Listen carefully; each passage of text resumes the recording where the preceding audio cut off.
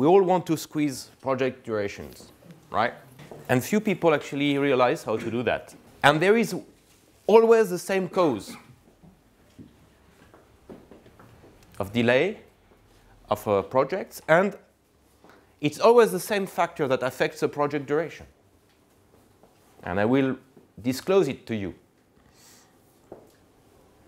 Well, let's look at a project. It involves an engineering phase, a procurement phase, and a construction phase. You all know that. So, project duration is basically linked to the duration of these three phases. So, because it starts with engineering, let's look at the duration of engineering. As any activity made of a large number of tasks, engineering, as you very well know, progresses in the form of an S-curve, right?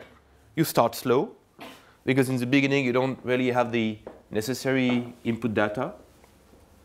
And then you get a good productivity, and at the end, it's hard to finish because I left all the things that I didn't really, feel like doing for the end. So it's things that I can't do straight away. So S-curve, we all know this. This is nothing new.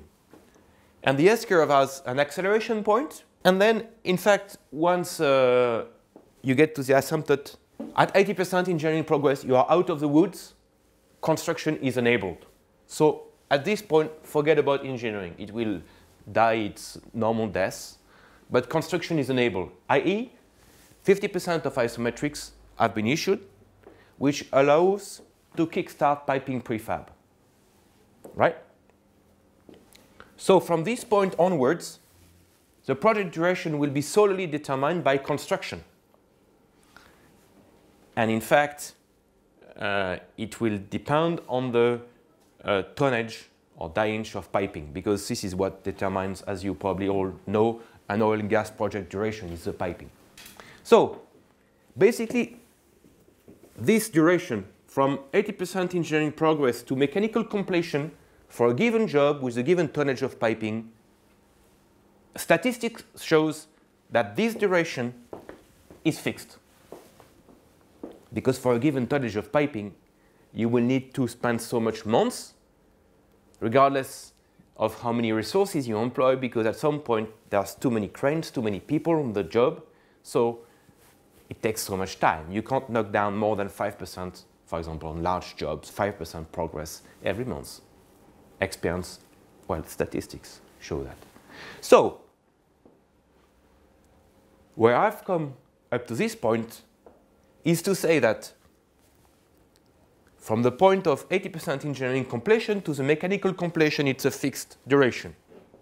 It's the duration of piping activities, prefab, erection, testing, insulation, blah, blah, blah, all the piping long chain of activities.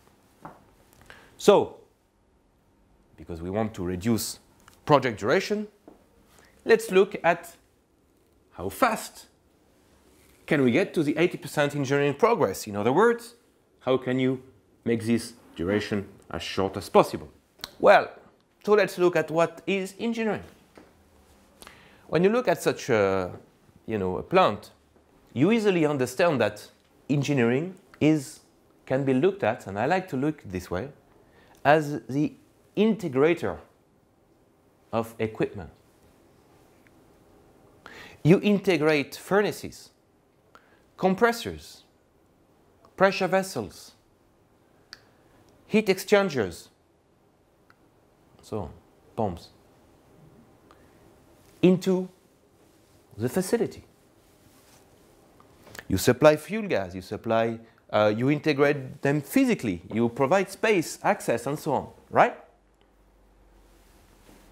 Nothing new for you, of course.